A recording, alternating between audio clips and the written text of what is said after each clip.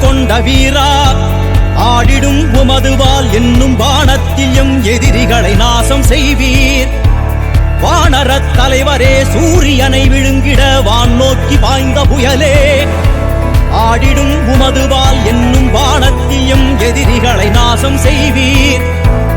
அட்சய குமாரனை அசுரர்களைச் சாய்த்த மஞ்சள் நிற கண்களுடையோய், ஆடிடும் உமதுவால் என்னும் வானத்தில் எம் எதிரிகளை நாசம் செய்வீர்.